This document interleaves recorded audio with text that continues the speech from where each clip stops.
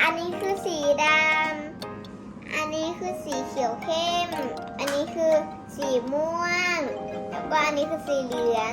สีเขียวอ่อนสีชมพูสีส้มสีแดงสี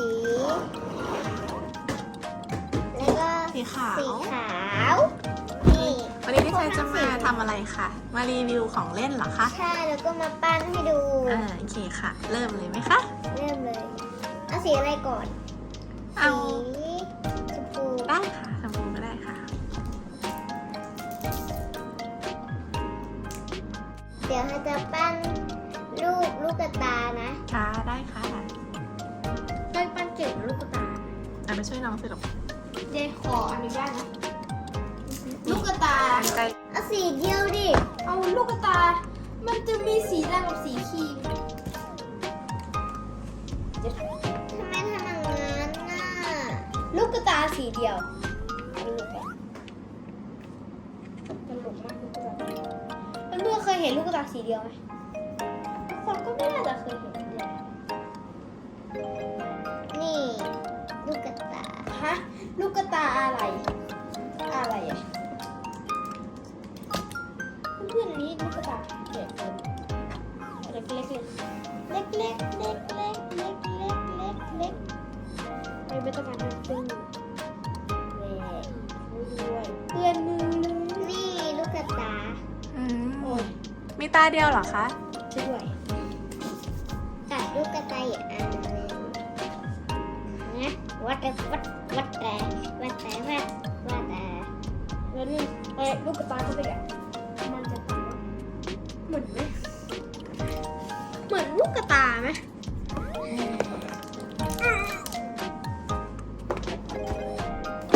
นี่ยแหละ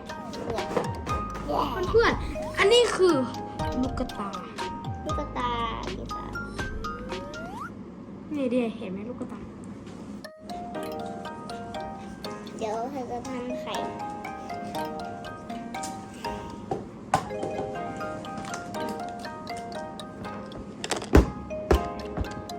ต้องเป็นสีนี้กับอันนี้ไม่ก็สีส้ม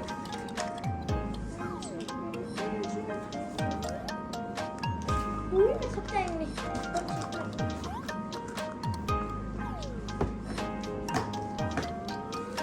ต้นคิดมาดูหลังดีไซน์ดูเธออยากปั้นต้นคิดมา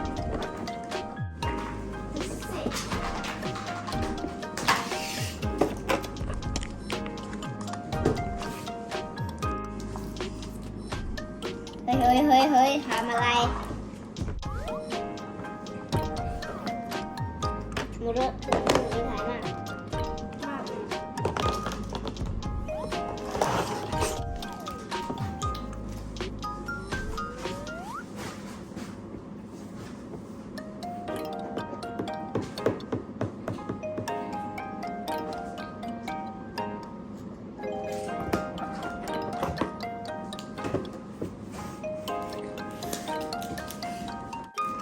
เด็กปั้นตาแล้ว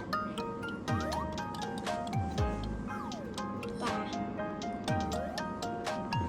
เด็กปั้นก้อนเมฆได้ไหมกูกะไม่ได้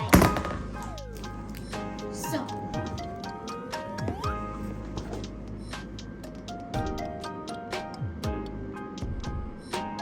นี่มีทั้งสีม่วงสีชมพูสีเหลืองสีเขียวแล้วก็สีส้มสีแดงสีดำสีเบล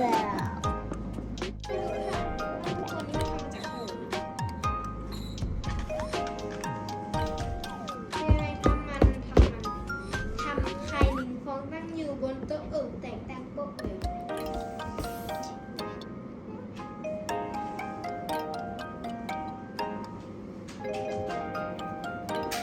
เห็นนะว่าทำอะไร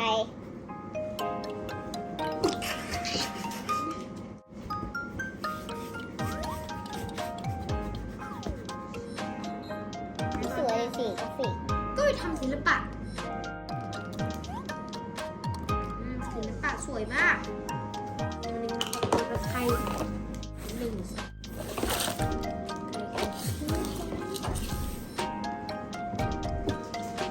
ก็จะทำศิลปะแล้วเนี่ย เขาพูดภาษาอังกฤษหาเลย ภาษาอังกฤษดีนะเราไม่ค่อยรู้เพราะไม่ค่อยได้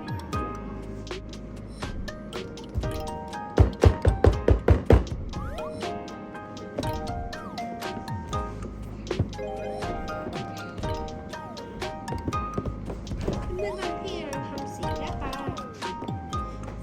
ใครรู้ว่าศิลปะคืออะไรยกมือขึ้นศิลปะที่เด็กอนุบาลได้ทำให้เป็นคือตัวนี้นั่นเองพี่ทำนะดูสิ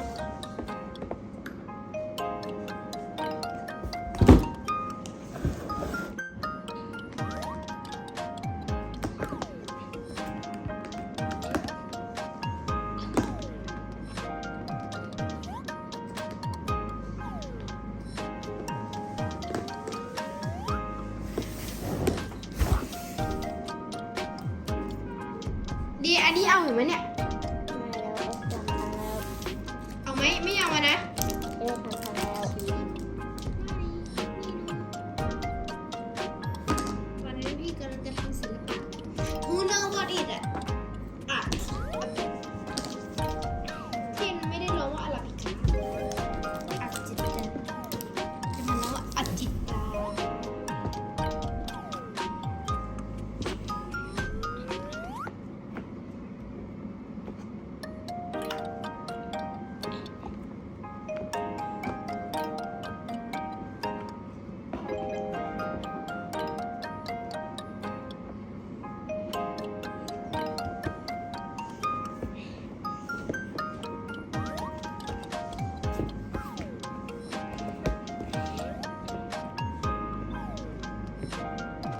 อันนี้ใส่แห้งปะ อะไร แห้ง ให้มันดูสีน้ำไปแล้ว ให้ไปเลยไม่เอาเลยนี่ศิลปะ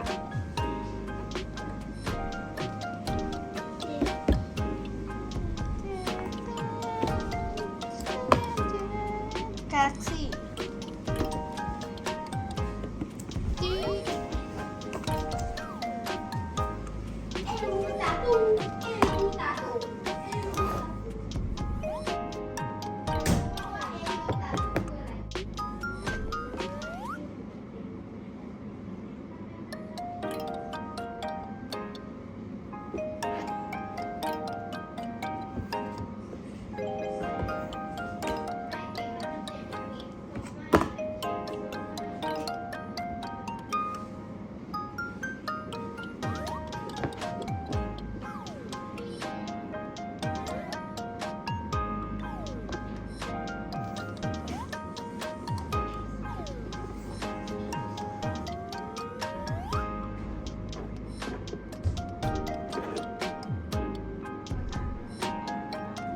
คุณแม่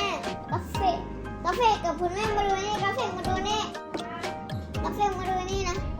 คุณแม่นะ1 2 3 1